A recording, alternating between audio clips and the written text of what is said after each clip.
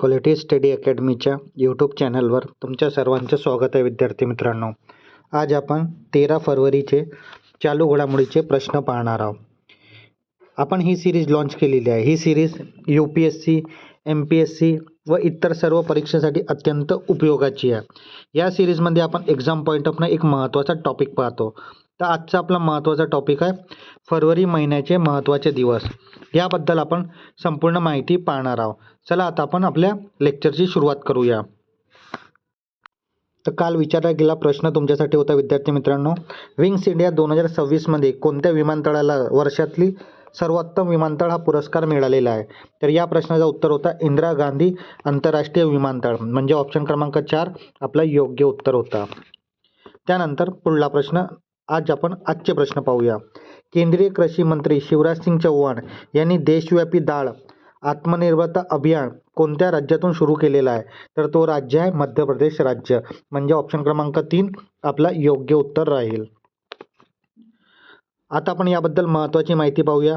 देशव्यापी डाळ आत्मनिर्भरता अभियान स्थान कुठून सुरू केलेलं आहे? मध्य प्रदेश. लक्ष्य 2027 पर्यंत डाळ उत्पादनात 100% आत्मनिर्भरता करणं हा प्रमुख लक्ष्य आहे. प्रमुख पिके तूर, उडद आणि मसूरचे डाळ. खरेदी हमी भावानं MSP पूर्णपणे खरेदीची खात्री. पोर्टल ई-समृद्धी द्वारे नोंदणी करणे. फायदा उच्च दर्जाचे बियाणे आणि तंत्रज्ञानाचा पुरवठा करणे. उद्दिष्ट डाळीच्या आयात पूर्णपणे थांबवणे हा प्रमुख उद्देश आहे. तर ही महत्त्वाची माहिती या अभियानाबद्दल. त्यानंतर पुढला प्रश्न, ई-स्वाक्षरीद्वारे भारतातील पहिले पूर्णपणे डिजिटल FPI परवाना कोणत्या बँकेने जाहीर केलेला आहे? तर तो बँक आहे कोटक महिंद्रा बँक, म्हणजे ऑप्शन क्रमांक 2 आपला योग्य उत्तर राहील. आता आपण याबद्दल महत्त्वाची माहिती पाहूया. ई-स्वाक्षरीद्वारे सिग्नेचर पहिलेपणे पूर्ण डिजिटल FPI परवाना जाहीर करण्याबाबत कोणता बँक आहे? कोटक महिंद्रा बँक. परवाना परदेशी पोर्टफोलिओ गुंतवणूक, फॉरेन पोर्टफोलिओ इन्व्हेस्टमेंट. तंत्रज्ञान ओल्या स्वाक्षरी ऐवजी वेट सिग्नेचर, पूर्णपणे ई-स्वाक्षरी आणि डिजिटल स्वाक्षरी DCIचा वापर करणं. नियामक हे पाऊल सेबीच्या डिजिटल ट्रान्सफॉर्मेशन एजेंड्यात भाग फरवरी 2026मध्ये सुरू करण्यात आलेला आहे. फायदा परदेशी गुंतवणूकदारांसाठी नोंदणी प्रक्रिया जलद, कागदविरहित आणि सुलभ, इझी डुईंग बिझनेस यांना फायदा होईल. पोर्टल ही प्रक्रिया कॉमन ॲप्लिकेशन फॉर्म CAF द्वारा राबवली जाणार आहे. तर ही महत्त्वाची माहिती याबद्दल. त्यानंतर पुढला प्रश्न, भारतातील कोणत्या शहरात पहिला शेर्पा बैठकसह 2026च्या ब्रिक्स अध्यक्षपदाची अधिकृत सुरुवात झाली? तर ही नवी दिल्ली येथून सुरुवात झाली आहे, म्हणजे ऑप्शन क्रमांक 2 आपला योग्य उत्तर राहील. आता आपण याबद्दल महत्त्वाची माहिती पाहूया. 2026च्या ब्रिक्स अध्यक्षपदी पहिला शेर्पाची बैठक नवी दिल्ली येथे भारताची सुरू झाली. दिनांक 9 ते 10 फरवरी 2026. अध्यक्ष सुधाकर दिलेला, भारतीय शेर्पा सचिव, परराष्ट्र मंत्रालय. विषय लवचिकता, नाविन्यपूर्ण सहकार्य आणि शाश्वततेसाठी निर्मिती, building for Reliance, innovation and corporation and sustainability. सदस्य देश पाहूया आपण. भारत, ब्राझील, रशिया, चायना, दक्षिण Africa, Egypt, Ethiopia, Iran, Saudi Arabia, संयुक्त अरब अमिरात आणि इंडोनेशिया हे सदस्य देश आहेत. विशेष सहभाग कोणाचा आहे? बेलारूस हा भागीदारी देश म्हणून प्रथमच या स्तरावर सहभाग झालेला आहे. सांस्कृतिक भेट म्हणून काय देण्यात आली आहे? प्रतिनिधीला अक्षरधाम मंदिर आणि नॅशनल क्राफ्ट म्युझियमला भेट देण्यात आलेली आहे. तर ही महत्त्वाची माहिती ब्रिक्स 2026 याबद्दल. त्यानंतर पुढला प्रश्न, बडी स्क्वॉड्रन हा संयुक्त हवाई सराव कोणत्या 2 देशाच्या हवाई दरम्यान पार पडला? तर ते हवाई दल कोणते 2 देश होते? तर भारत आणि दक्षिण कोरिया, म्हणजे ऑप्शन क्रमांक 4 आपला योग्य उत्तर राहील. त्यानंतर पुढला प्रश्न, दुर्गम भागात सॅटेलाइट इंटरनेट सेवा देण्यासाठी कोणत्या राज्याने स्टारलिंक सोबत करार केलेला आहे?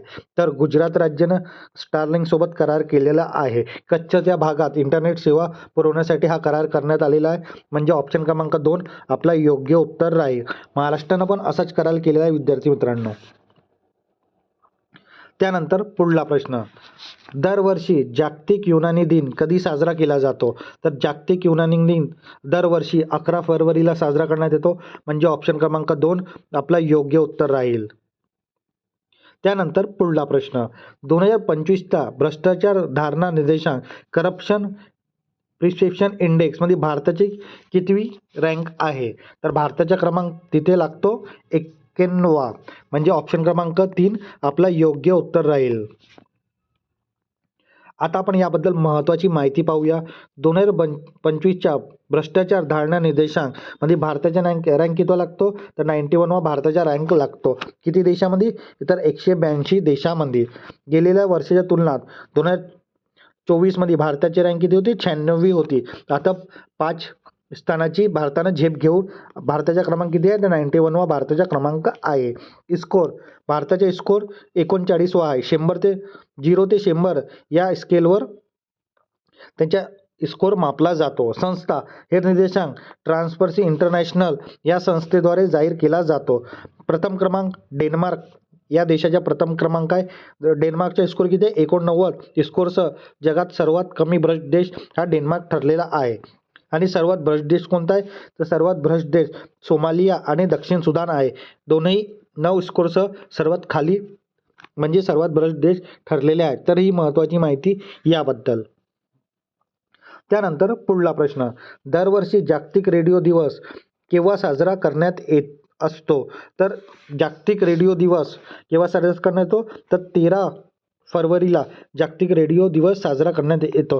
तर विद्यार्थी मित्रांनो, तुम्ही नुकतेच पाहिले असेल MPSC जे ग्रुप बीची एक्झाम झाली तिथे जागतिक संगीत दिवसबद्दल प्रश्न होता.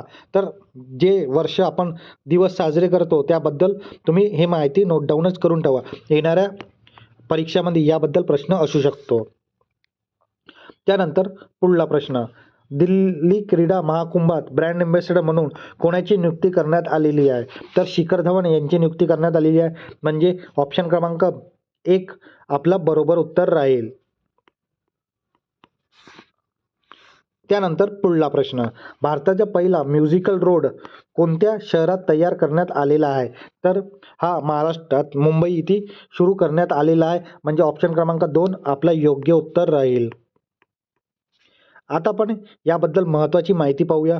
मुंबईतील Bandra Worli sea link music road बद्दल कुठे आहे? Bandra Worli sea link road Mumbai येथे. तंत्रज्ञान, रस्त्याच्या विशिष्ट अंतरावर खोदलेले ग्रीव्ज किंवा पट्टे. ध्वनी, टायरच्या घर्षण झाल्यावर संगीतचे धून निर्माण होतात. वेग मर्यादा, गाणे स्पष्ट ऐकण्यासाठी 70 ते 80 किमी/तास वेग मर्यादा आवश्यक आहे. उद्दिष्ट, वाहन चालकांना वेग मर्यादेचे पालन करण्यास प्रवृत्त करणे. Speed control.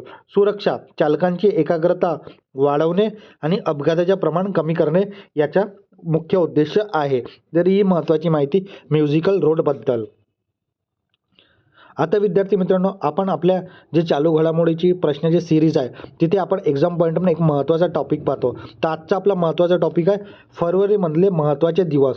याबद्दल आपण संपूर्ण माहिती पाहणार आहोत. चला आता आपण फरवरी महिन्याचे महत्त्वाचे दिवस पाहूया. 2 फरवरीला जागतिक पाणथळ भूमी दिवस आणि 2 फरवरीला सदिवान जागरूकता दिवस. 4 फरवरीला आंतरराष्ट्रीय मानवीय बंधुत्व दिवस. 4 फरवरीला अंगी जागतिक कर्करोग दिन. 6 फरवरीला सुरक्षित इंटरनेट दिन. 10 फरवरीला जागतिक दाढी दिवस आणि 10 फरवरीला राष्ट्रीय जंतनाशक दिन. 11 फरवरीला आंतरराष्ट्रीय विज्ञानातील महिला आणि मुलींचा दिवस आणि 13 फरवरीला जागतिक रेडिओ दिवस. त्यानंतर 14 फरवरीला जागतिक जन्मदान हृदय दोष जागरूकता दिवस. 15 फरवरीला आंतरराष्ट्रीय बाल कर्करोग दिवस. 20 फरवरीला जागतिक सामाजिक न्याय दिवस. 21 फरवरीला आंतरराष्ट्रीय मातृभाषा दिवस. 22 फरवरीला जागतिक विचार दिवस. 27 फरवरीला मराठी भाषा गौरव दिवस, कवी कुसुमाग्रज यांच्या जयंतीनिमित्त. त्यानंतर 28 फरवरीला राष्ट्रीय विज्ञान दिवस. तर ही विद्यार्थी मित्रांनो खूप महत्त्वाचे दिवस आहेत फरवरी महिन्याचे. तुम्ही हे दिवस नोट डाऊन करून ठेवा. येणाऱ्या एक्झाममध्ये याबद्दल प्रश्न असू शकतो. आणि विद्यार्थी मित्रांनो, आता एक प्रश्न तुमच्यासाठी असतो, क्वेश्चन ऑफ द डे हा तुमच्यासाठी असतो. या प्रश्नाचं उत्तर तुम्ही नक्की कमेंट बॉक्समध्ये द्या. चुकला तरी चालेल, येणाऱ्या व्हिडिओमध्ये आपण याबद्दल महत्त्वाची माहिती पाहणारच आहोत. तर प्रश्न आहे तुमच्यासाठी, केरळची पहिली पूर्णतः दृष्टीहीन महिला न्यायाधीश कोण बनणार आहे? तर हे ऑप्शन तुमच्या समोर आहेत विद्यार्थी मित्रांनो. तर या प्रश्नाचं उत्तर नक्की तुम्ही कमेंट बॉक्समध्ये द्या आणि चुकला तरी चालेल, येणाऱ्या व्हिडिओमध्ये आपण याबद्दल महत्त्वाची माहिती पाहणारच आहोत. आता विद्यार्थी मित्रांनो, आपण आपल्या क्वालिटी स्टडी अकॅडमीच्या यूट्यूब चॅनलवर हे जी करंट अफेअरची जी सिरीज आहे, चालू घडामोडीची, हे सिरीज तुम्हाला कशी वाटत आहे तुम्ही नक्की कमेंट बॉक्समध्ये सांगा.